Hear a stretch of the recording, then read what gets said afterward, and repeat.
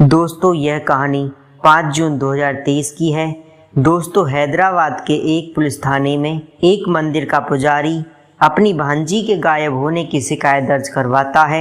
इस मामले में जांच आगे बढ़ती है तो कुछ ऐसे अस्वीकार्य खुलासे होने शुरू होते हैं तो पुलिस वाले भी अचंभित रह जाते हैं। कुछ अपने ही लड़की के दोषी निकलते हैं। पूरा मामला वह संबंध झूठा और धोखाधड़ी का निकलता है। खुलासे के बाद रिश्ता भी शर्मसार होता है और अंत में हुए खुलासे के बाद तो लड़की के साथ हुए हादसे को एक्ट ऑफ कर्मा का नाम देने लगते हैं। तो आखिर क्या है इस कुकांती अप्सरा मर्डर केस की पूरी कहानी? लड़की के साथ क्या कुछ हुआ था और आखिर लड़की ने ऐसा क्या किया था कि उसके मरने के बाद जो लोग हैं इस एक्ट ऑफ कर्मा का नाम देने लगे? दोस्तों आइए जानते हैं पूरी कहानी, लेकिन वीडियो में आगे बढ़ने से पहले आप हमारे चैनल को सब्सक्राइब करिए और वीडियो को लाइक जरूर कर दीजिएगा, जिससे कि हमारा हौसला बढ़ता रहे। दोस्तों जैसा कि हमने पहले बताया है कि यह मामला पहली बार 5 जून 2023 को पुलिस के सामने आता है। हैदराबाद के राजीव गांधी इंटरनेशनल एयरपोर्ट के पुलिस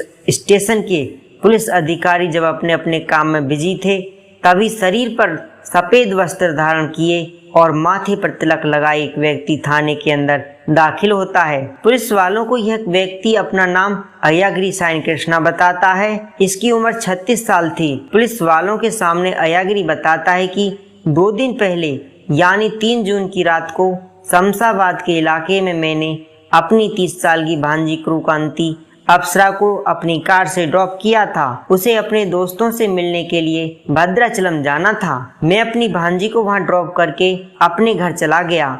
उसके थोड़ी देर बाद जब भांजी के मोबाइल पर फोन करने का प्रयास किया तो उसका मोबाइल स्विच ऑफ आने लगा। यहाँ तक कि काफी इंतजार के बाद भी उसका मोबाइल स्विच ऑन नहीं हुआ। कई दोस्तों से भी उसके बारे में जानकारी लेने की कोशिश की, मगर उसके दोस्तों से भी अप्सरा के बारे में कोई जानकारी नहीं मिली। पुलिस के सामने अय्यागिरी साई कृष्णा खुद को हैदराबाद के सरूर नगर के इलाके के एक मंदिर का पुजारी बताता है। दोस्तों मामला एक लड़की के गायब होने का था, इसीलिए पुलिस वाले भी तुरंत हरकत में आ जाते हैं और मामला दर्ज होता है। जांच पड़ताल शुरू हो जाती है।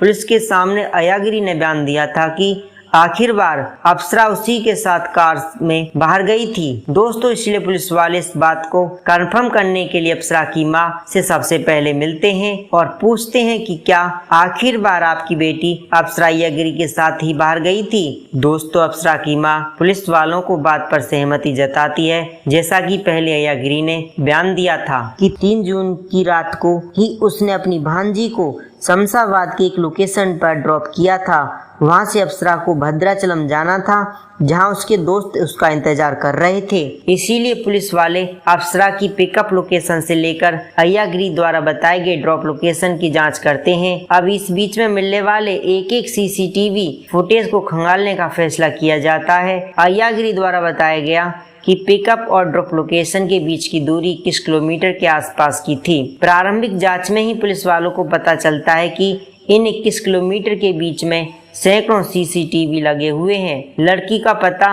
लगाने के लिए जरूरी था कि पुलिस वाले सीसीटीवी फुटेज की बारीकी से जांच करें और पुलिस वाले ऐसा करते भी हैं। जांच की शुरुआत सबसे पहले अप्सरा के घर के पास से मिले सीसीटीवी से होती है। घर के पास लगी फुटेज की जब जांच की जाती है तो उसमें अपने मामा अय्यागिरी साई कृष्णा के साथ जाती हुई दिखाई देती है। इस तरह अय्यागिरी का यह बयान तो सही पाया जाता है कि आखिर बार अप्सरा उसके साथ ही घर के बाहर गई थी। पुलिस अब अय्यागिरी द्वारा बताए गए ड्रॉप लोकेशन के पास सीसीटीवी फुटेजों को खंगालने का फैसला करती है। इस इलाके के आसपास के कई सीसीटीवी फुटेज में अप्सरा को अय्यागिरी ड्रॉप करते हुए नजर नहीं आता है। दोस्तों पुलिस वाले अपनी जांच का दायरा बढ़ाते हैं। अय्यागिरी द्वारा बताई गई लोकेशन से और आगे जाकर आसपास के इलाकों में भी जांच पड़ताल करते हैं, मगर कहीं से भी इस बात की पुष्टि नहीं होती है कि अय्यागिरी ने कहीं पर भी अप्सरा को अपनी कार से ड्रॉप किया है। जब कहीं से भी पुलिस वालों को अप्सरा की कार के ड्रॉप लोकेशन के बारे में जानकारी नहीं मिलती है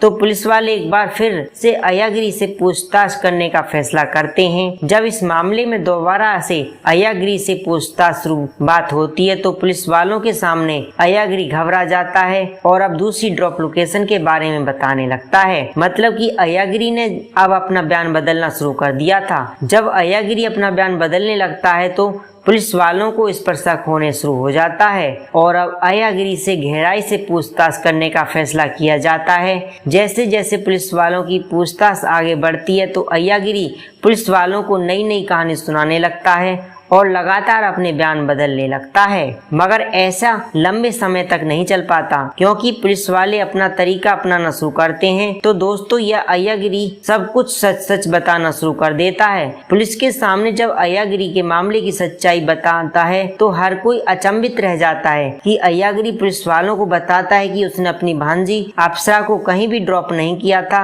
बल्कि उसने उसे मार दिया है। पुलिस वालों के सामने अय्यागिरी बयान देता है कि 3 जून की रात घूमने जाने के बहाने से अपनी भांजी अप्सरा को वह अपनी कार में बैठाता है। फिर वह उसे शमशाबाद के एक बेहद ही सुनसान इलाके में पहाड़ी के ऊपर लेकर जाता है। यहाँ इन दोनों में किसी बात को लेकर बहस होती है और फिर यहीं पर एक बड़ा सा पत्थर उठाकर अय्यागिरी अपनी भांजी के मुंह पर जोर से मार देता है। एक बार नहीं बल्कि लगातार अय्यागिरी अप्सरा के चेहरे पर पत्थर से वार करता है और उसे कुचल कर मार देता है। अपनी भांजी की जान लेने के बाद अय्यागिरी को लाश ठिकाने लगाने की चिंता सताने लगती है, इसीलिए पहले तो वह लाश को प्लास्टिक से लपेट देता है। उसे अपनी कार की डिग्गी में रखकर एक ऐसी जगह की तलाश में लग जाता है जहां लाश को जलाया जा सके। इस तलाश में वह एक और सुनसान जगह पर पहुंचता है और अपनी कार खड़ी करके लकड़ियां की तलाश में लग जाता है, मगर उसे एक लाश को जलाने लायक लकड़ी नहीं मिलती है।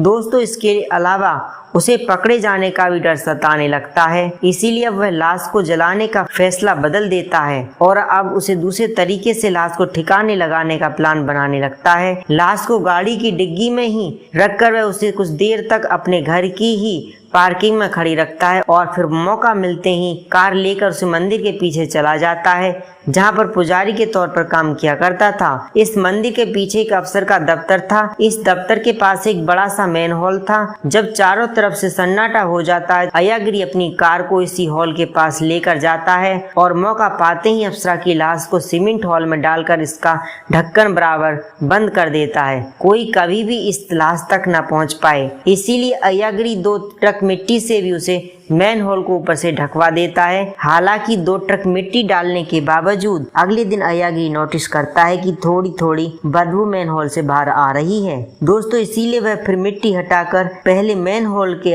ऊपर अच्छे से सीमेंट का प्लास्टर चढ़ा देता है, फिर इसे मिट्टी से ढक देता है। अय्यागिरी को लगने लगता है कि उसने सही जगह लाश को ठिकाने लगा दिया है और अब वह कभी भी पकड़ा नहीं जाएगा। हालांकि समस्या थी कि उसकी बहन जानती थी कि अप्सरा को आखिर बार अय्यागिरी ही लेकर बाहर गया है। ऐसे में वह पुलिस से शिकायत कर सकती थी, इसीलिए किसी को शक ना हो, इसलिए अय्यागिरी खुद ही पुलिस के पास जाकर अपनी भांजी के गायब होने की शिकायत दर्ज करवा देता है। मगर उसकी यह चाल भी काम नहीं आती है और पुलिस के सामने उसका झूठ पकड़ा जाता है। जब पुलिस वाले अय्यागिरी से हत्या करने के कारण के बारे में जानकारी की कोशिश करते हैं तो अय्यागिरी कुछ और चौंका देने वाला खुलासा करता है। अय्यागिरी के खुलासे के मुताबिक अप्सरा को अय्यागिरी पिछले काफी समय से एक दूसरे के साथ रिलेशनशिप में थे। दोनों एक दूसरे को प्यार करने लगे थे। देखते ही देखते दोनों का प्यार इतना बढ़ जाता है कि दोनों एक दूसरे के बेहद ही करीब आ जाते हैं। एक दिन उसे पता चलता है कि क्रूकंती अप्सरा गर्भवती हो गई। गर्भवती होने की बात जब सामने आती है तो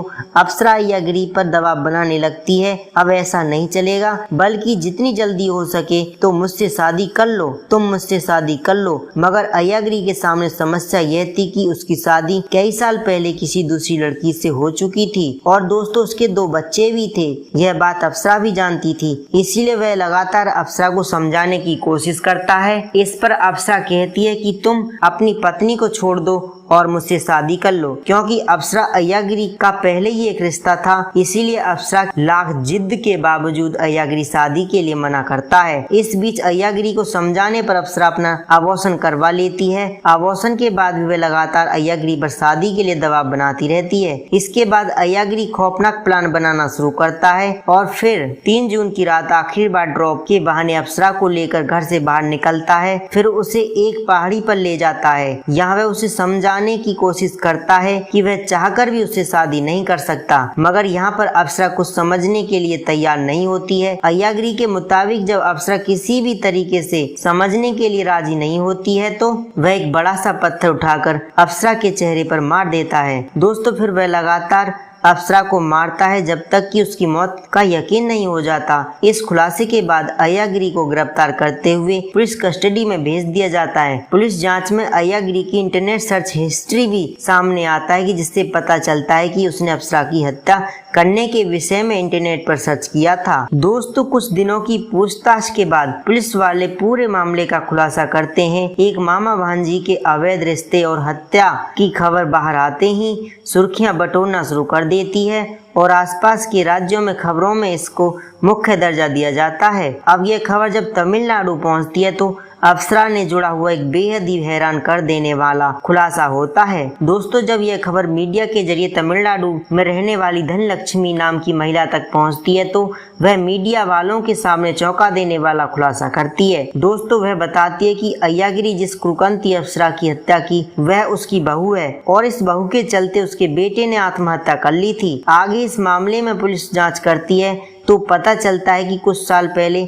अप्सरा की शादी कोयम्बटूर सॉफ्टवेयर इंजीनियर कार्तिक राजा से हुई थी। कार्तिक राजा एक बड़ी कंपनी में काम करता था जहां से उसे सैलरी के तौर पर अच्छा खासा पैसा मिल रहा था। कार्तिक की मां के अनुसार शादी के बाद अप्सरा की मां की अरुणा भी अपनी बेटी के यहीं रहने चली आती है। अब दोनों माँ बेटी मिलकर उनके बेटे कार्तिक के पैसों पर ऐश करना शुरू कर देती हैं। यह लोग आए दिन 5 स्टार होटल में जाकर खाना खाने लगते हैं। रोजाना कार्तिक पर शॉपिंग करवाने का दबाव बनाने लगती हैं। इसके अलावा अप्सरा और उसकी मां कार्तिक के पैसों से हमेशा महंगी महंगी ज्वेलरी खरीदना शुरू कर देती हैं। यह बात सच थी कि कार्तिक अच्छा पैसा कमा रहा था, मगर जब कार्तिक की बीवी और सासू माँ बेफिजूल पैसा खर्च करने लगती हैं तो स्थिति गड़बड़ा जाती है और वह अपनी सासू माँ और बीवी के शौक को पूरा करने के लिए 25 लाख का लोन लेता है। कार्तिक की माँ के अनुसार दोनों मिलकर कार्तिक का यह पैसा भी खत्म कर देते हैं। इसके बाद भी यह लोग कार्तिक पर ज्यादा पैसे देने का दबाव बनाने लगती हैं, मगर अब कार्तिक की हिम्मत जवाब देने लगती है और वह पैसा देने से मना कर देता है। तो दोस्तों अप्सरा अपनी माँ के कहने पर कार्तिक पर दहेज उत्पीड़न का केस दर्ज करवा देती है। केस दर्ज होते ही पुलिस वाले कार्तिक को गिरफ्तार कर लेते हैं, फिर उसे जेल में डाल दिया जाता है। 15 दिन के बाद बेल मिलने के बाद जब कार्तिक जेल से बाहर आता है तो समाज में उसकी काफी ताने सुनने को मिलते हैं। इस शर्मिंदगी की वजह से कार्तिक एक दिन अपने हाथों से अपनी जीवन लीला समाप्त कर लेता है। जब कार्तिक की मौत की जानकारी अप्सरा और उसकी माँ को मिलती है तो दोनों ज्वेलरी और पैसा लेकर रातों रात चुपके से हैदराबाद चली जाती हैं। कोई भी इन दोनों से संपर्क न कर पाए, इसीलिए दोनों अपना पुराना सिम भी बंद करवाकर नया नंबर लेती हैं। यह अब यहीं हैदराबाद में रहते हुए अय्याग्री और अप्सरा की नजदीकियां बढ़ती हैं और फिर यह नजदीकियां बढ़ते बढ़ते अप्सरा की मौत पर जाकर खत्म होती हैं। जब अप्सरा और उसकी मां पर फर्जी केस उत्पीड़न का केस दर्ज करवाने और उसकी वजह से एक मासूम लड़के की जान जाने की बात सामने आती है तो लोग अप्सरा के साथ हुई घटना को एक एक्ट ऑफ कर्मा का नाम देने लगते हैं। अब केस की मौजूदगी स्थिति की बातें करें तो अप्सरा की हत्या करने के वाले अय्याग्री साइन कृष्णा सलाखों के पीछे बंद है और मामला अदालत में चल रहा है। अब अय्याग्री को अदालत से क्या सजा मिलती है वह तो